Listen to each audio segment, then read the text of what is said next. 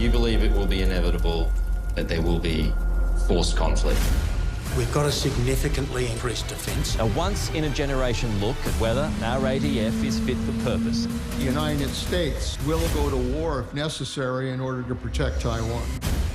Of course, we have alliance obligations. What we don't have is strike capabilities. The Chinese PLA has 975,000 troops. How long, realistically, could you hold them off? We will fight as long as it takes. Victory is anything but assured. Are we ready for war? We are acting as quickly as we can. I pray that they will get it right.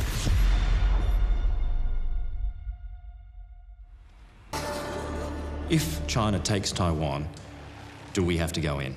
That's a question for the government of the day.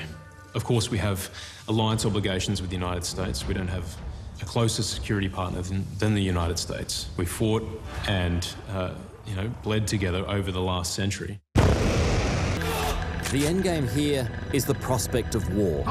If China makes a move on Taiwan. Given the strength of China, given what we've got, given the allies that we've got, what would war look like in this region? I think it'd be far worse than anything in the 20th century. Far worse. Would it be World War III? Would we be talking about World War III? I think it would be, which is why we've got to maintain the peace. We've got to talk. We've got to continue our dialogue with China, but we also have to prepare for any sort of strategic contingency, and that means we have to build up our military capacity. It's done, that Australia could be the next target. From a military point of view then, are we ready for war? I don't think we are. A case in point is our active Defence Force personnel. Combining its 1 million troops with other personnel, China has over 2 million. America, around 1.4 million. Australia, 60,000. There's a plan to get us to 80,000. Is that enough?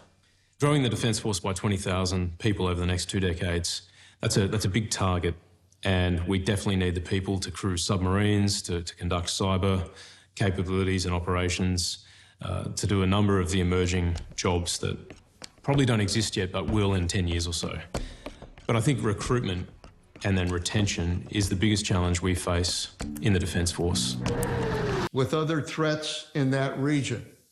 In terms of AUKUS, how important is it that that proceeds as planned? Critical.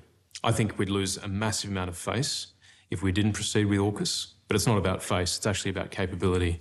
Nuclear submarines will provide that, in addition to our surface fleet. But absolutely critical, and it will also more closely integrate us with the US and the UK. Or the year after, or in 5 years' time. Should we be getting subs that are off the shelf? Is that something that should be considered? Oh, absolutely. I think subs off the shelf should be part of the plan. In fact, we should be doing it concurrently.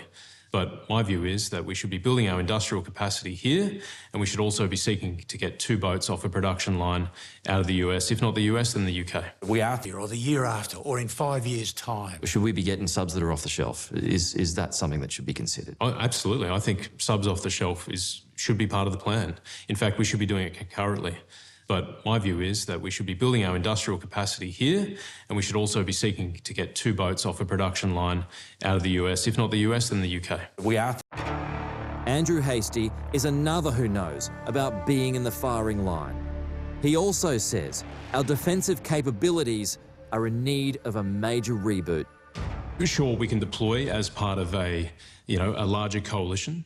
But could we defend ourselves for an extended period of time against a peer adversary or someone even bigger than ourselves? I'm not so sure. And for that, we need to have a strong deterrence. And that's, I think, what we're missing right now in our Defence Force capability. So what do we need to deter right now? The way I like to put it, I always come back to the schoolyard. We've all been bullied. You need to make sure that anyone who bullies you knows there will be a cost. They'll get a punch in the nose. And I think what we need to build, therefore, is that deterrence. We need to at least double our defence expenditure. Others have said 4%. Would you go that high?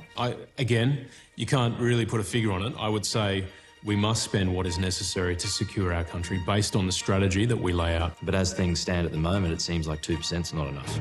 I don't think 2% is enough. It needs to go up.